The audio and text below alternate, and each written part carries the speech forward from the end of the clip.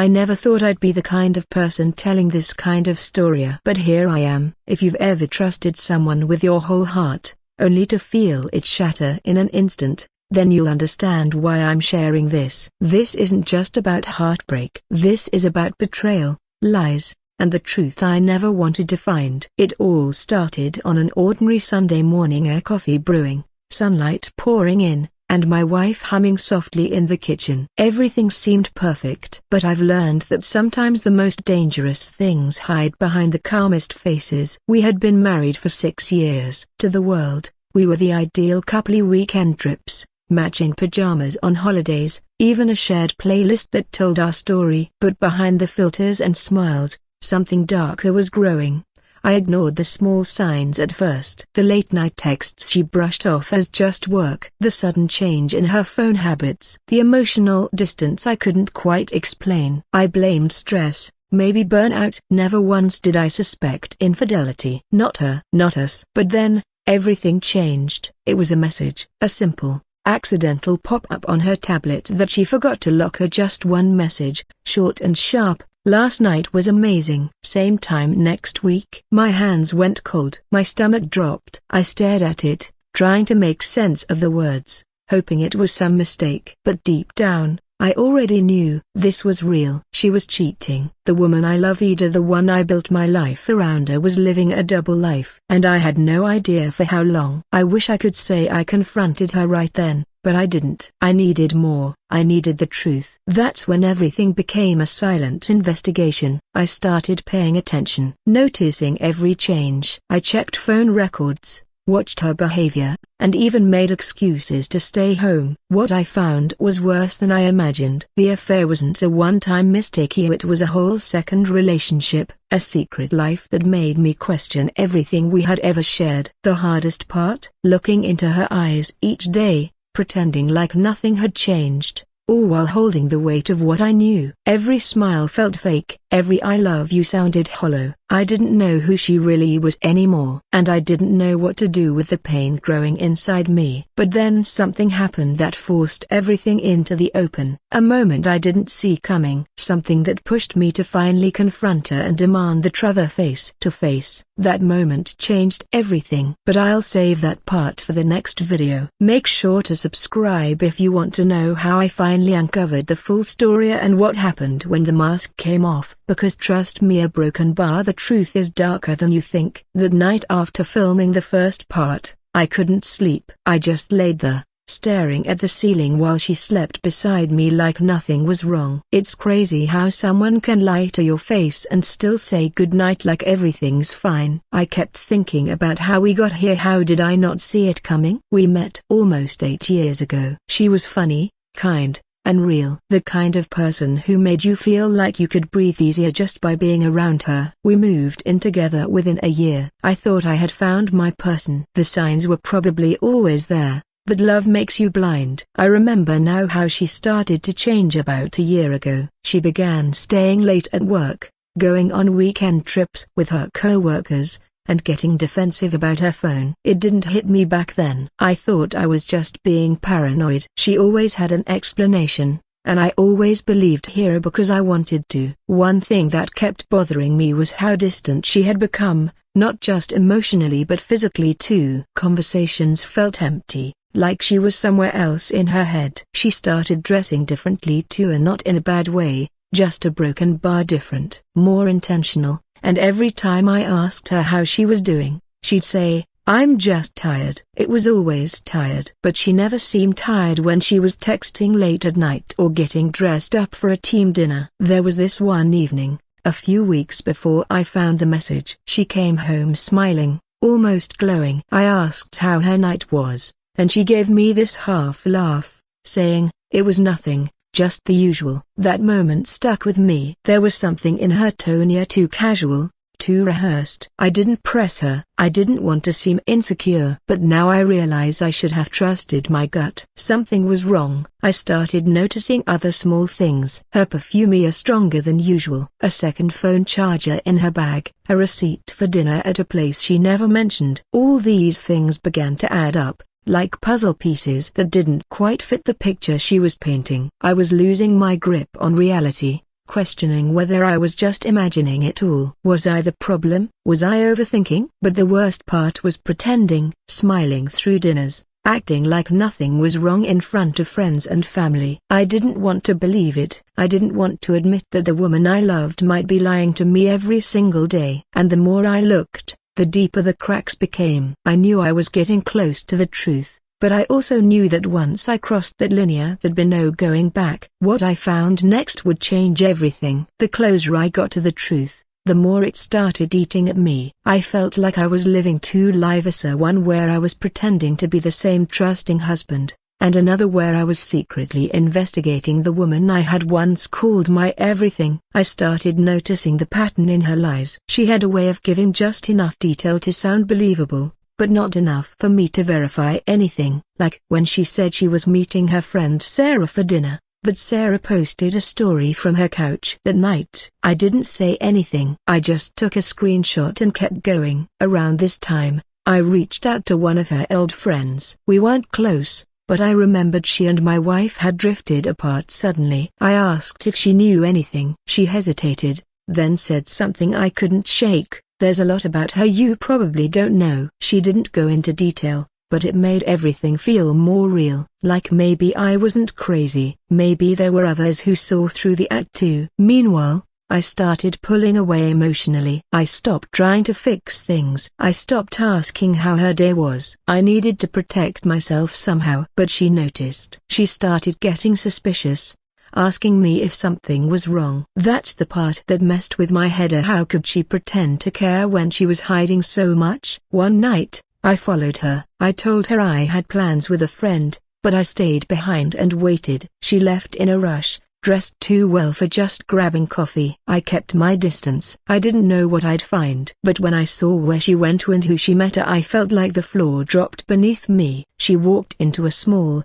quiet restaurant tucked away in a part of town we'd never been to together. I stayed outside, parked across the street, my heart pounding so loud it felt like my whole body was shaking. I kept thinking maybe it's a coworker, maybe it's innocent. But deep down, I knew it wasn't. A few minutes later, I saw him. Tall, confident, smiling like he'd done this before. He hugged her like it was normal, like it was theirs. She smiled back in a way I hadn't seen in months. Not the tired, polite smile she gave me. This one was real. I froze. Everything I had been afraid to believe was now playing out in front of me. All the signs of infidelity, all the lies, the late nights, the cold distance, it all added up in that one moment. She wasn't just cheating, she was emotionally connected to someone else. That realization hurt more than I expected. Physical betrayal is one thing, but emotional betrayal cuts deeper. I felt like I was watching someone I didn't even know anymore. I snapped a photo, not for revenge,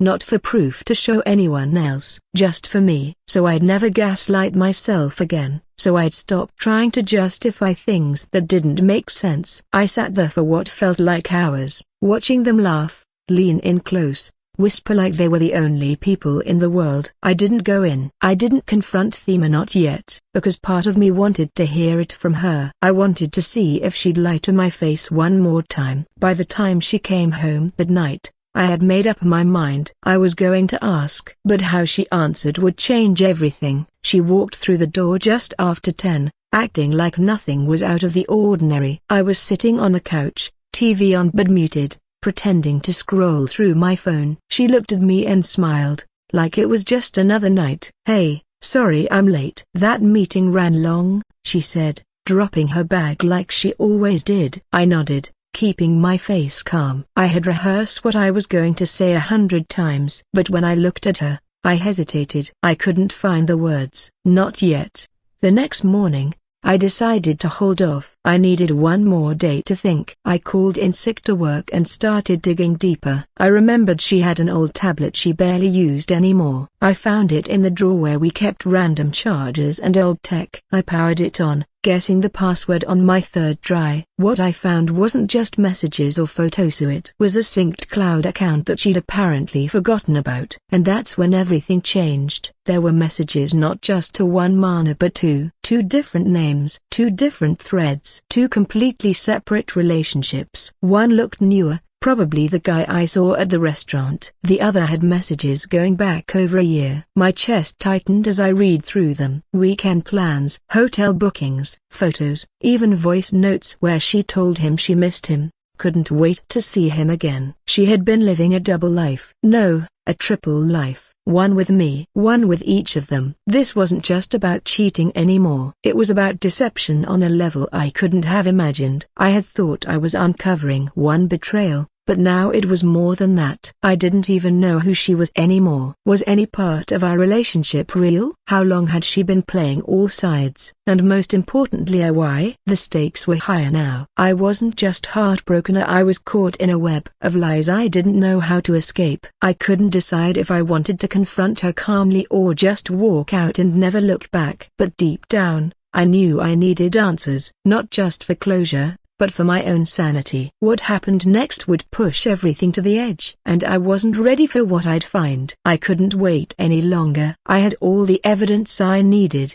The messages, the photos, the receipts. Everything was right in front of me. It felt like I was suffocating under the weight of it all. The betrayal so overwhelming that I couldn't breathe. I had to confront her. I had to know the truth. No more pretending, no more silence. So, that evening, when she came home from her meeting and dropped her bag, I didn't wait. I couldn't. "Sit down," I said, my voice flat, not angry yet but cold. She looked at me, her face shifting slightly. She knew something was off. "We need to talk." She sat down across from me, and for a brief moment, I saw a flicker of something in her eyes, a guilt, maybe, or fear, but she quickly masked it with a forced smile. "What's going on? Why do you look so serious?" I slid the tablet across the table. Her eyes dropped to the screen, and in that moment, I saw the color drain from her face. I didn't need to say anything. The evidence spoke for itself. I watched as she scanned through the messages, the photos, the plans. Each word seemed to hit her harder than the last. She tried to speak, but the words were stuck in her throat. Finally, she looked up at me, her eyes pleading. "It's not what you think," she whispered. But I could already see the cracks in her story. I had already heard the lies before. "Then explain it to me," I said, trying to stay calm, trying not to let my voice break. She took a deep breath and, for the first time in weeks, seemed genuinely vulnerable. I never meant for it to get this far. "I'm sorry." Her words felt empty, as if she knew the damage was already done. "It started when I felt alone. You were always so busy, and I needed something more, something I couldn't get from you. It wasn't supposed to go this far, but one thing led to another, and I didn't need her to finish. I had heard enough." But then, she said something that stopped me cold. "There's something I need to tell you." A broken bar about the second person. I leaned in, my heart racing. "What do you mean?" Her face shifted, and suddenly she seemed far more serious than I had ever seen her. "The second guy. He's not just a random person, he's someone you know, someone you've trusted for years." I felt my blood run cold. I wanted to ask her who, but the answer was already forming in my mind. Then, with trembling hands, she reached into her bag and pulled out a folded photo. She handed it to me. My eyes flicked down, and there it was. The man I had been blind to, the one who'd been with her all along, was my best friend, Mark. The betrayal cut deeper than I could have imagined. I couldn't speak. The world around me blurred as everything I thought I knew came crashing down. The man who'd always had my back, the one I confided in, had been the one to tear apart everything I loved. And my wife, the woman I had fought for, had been a part of it all. The pain was unbearable. But the truth was even worse. This wasn't just an affair. It was a conspiracy. And I had been the last to know. I sat there in stunned silence, staring at the photo. It was like a punch to the gut I couldn't avoid. Mark, my best friend, the guy I'd trusted with everything, had been a part of this betrayal. He had been there all along, sharing the lies, helping keep this secret from me. And my wife.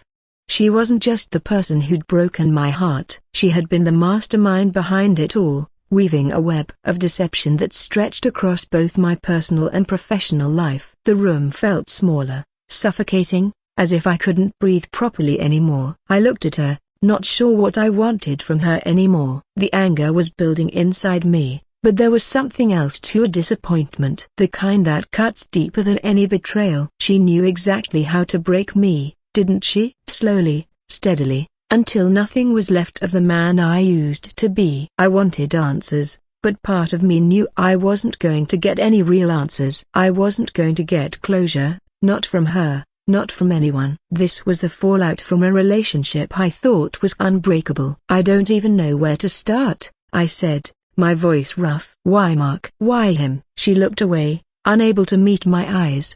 I don't have an answer. He was always there. And one night, it just happened. She shook her head, as if the words she was saying weren't real, even to her. I couldn't listen to any more of it. I got up, the photo still in my hand. I didn't know what I was going to do next, but I knew I couldn't stay in this house anymore. It wasn't a homeo, it was a lie. A beautiful, well-crafted lie. I need space, I muttered. She didn't stop me as I walked to the door. I don't know what she was feeling, a guilt, shame, regret. But I couldn't be around her anymore. There was no fixing this. No going back. The hardest part of all this wasn't the betrayal. It wasn't the affair. It was realizing that the person I had trusted most, a marker, had taken away my ability to trust anyone. And my wife. I could never look at her the same way again. She'd shattered something inside me that could never be repaired. The road ahead was uncertain. The relationship I'd once believed in was gone, and the future I had imagined had been erased. But I had to move forward,